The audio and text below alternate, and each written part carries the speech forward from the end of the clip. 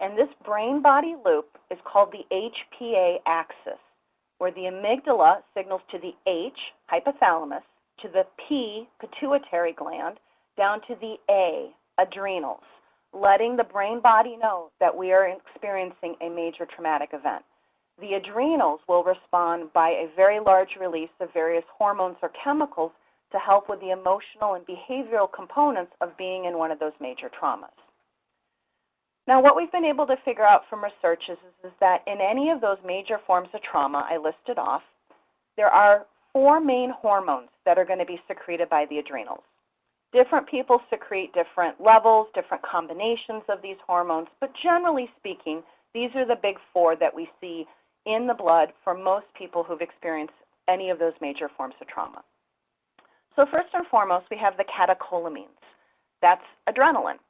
So in any of those major traumas we talked about, officer involved in a shooting, combat, an assault against the body is going to literally jack up to be able to fight back or to flee that particular threat to its survival, okay?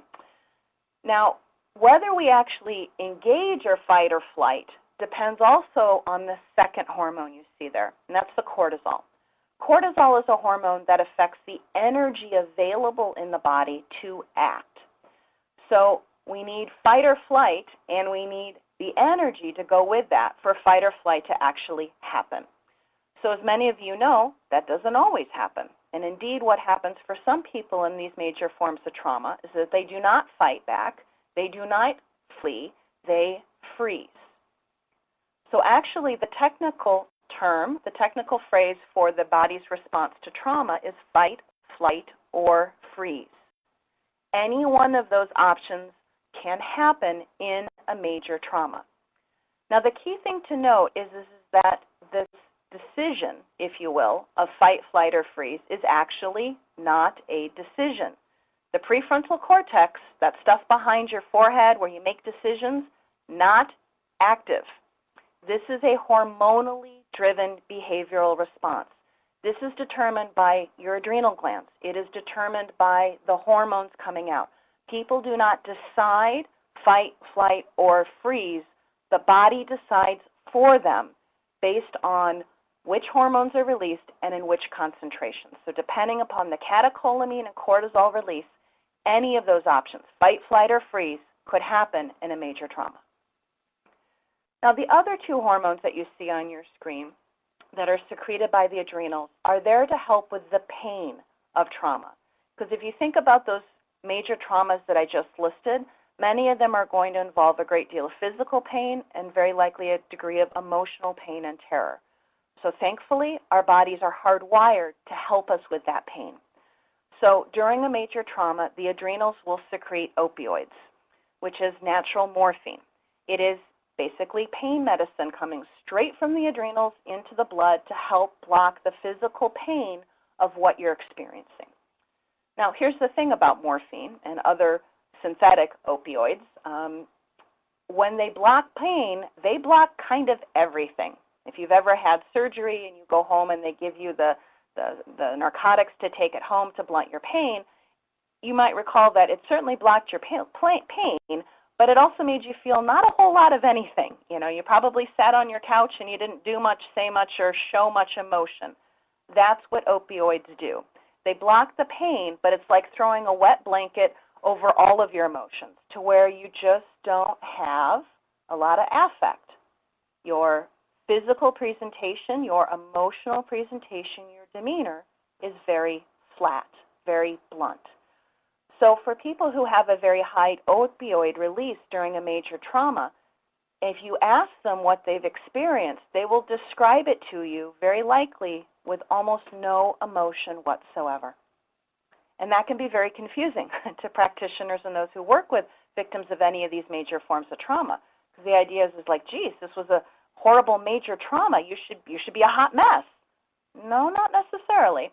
If the opioid release is very high, they could have a presentation that is extremely calm, no emotion, very flat, like nothing has happened to them at all.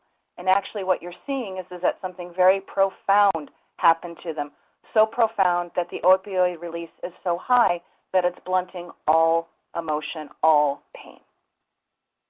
Now, the last hormone that we have on this list is oxytocin. This is an interesting one because this is a hormone that actually promotes good feelings, positive feelings. It is secreted when a mother is nursing her newborn child. So why then would oxytocin be released during a major form of trauma? Well, the body's trying to block pain, and there's two major ways you can block pain. One is to tamp down or push down the sensation of pain. That's what the opioids do. The other way to block pain is to counterbalance it by jacking up the positive feelings, jacking up the good feelings. So for some victims of major forms of trauma, the oxytocin release is actually quite high. Again, to counterbalance the pain by jacking up good feelings. So behaviorally, what happens then is someone for whom an oxytocin release is high, they will describe a major trauma that happened to them like they're laughing and smiling and giggling, and you're like, whoa, this is very odd. It's actually not odd. It's what oxytocin looks like. It's what it looks like when someone is having that kind of hormonal release. They will seem happy and smiling and kind of giggling and laughing. They might talk about who has harmed them in very happy, loving terms. That's the oxytocin. So I hope just this slide already has started to get your brain thinking about all the different ways that trauma can manifest emotionally and behaviorally for victims of any major form of trauma, simply as a function of which hormones are released and in which combinations. Okay, so tuck that away. Now let's pick up on that second loop. For any of the major forms of trauma we've been talking about, the brain body needs to lay down a memory of this. We're hardwired to try to remember our traumatic experiences.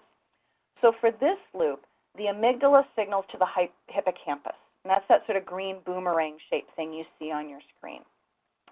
Now your hippocampus is your memory maker. It processes information into memories, all kinds of information into all kinds of memories. And it does this in a two-step process. And it's important for you to sort of lay down this idea of a two-step process of memory because it's going to be a theme that we're going to come back to over and over again throughout today's webinar. So the first step in making a memory, any old kind of memory, is encoding. Encoding is the process of trying to just sort, if you will, organize all of the sensory information that comes into your brain. So as you're going through your day, your hippocampus is getting information from your optic nerve about what you see, your auditory nerve about what you hear, from all the nerves in your skin about what you feel, and so on and so forth. So the hippocampus all day long has to go through and tag each of those dots as you see, fill them in. Okay, this is an auditory cue, this is a sensory cue, this is a visual cue, so on and so forth. Encoding, the process of tagging, writing down, recording what the different sensory stimuli is that's coming into the brain. And then, to make a memory, we have to do the second stage, which is consolidate. Group the information. So you'll see here that all the pixels on your screen now have been grouped together by color.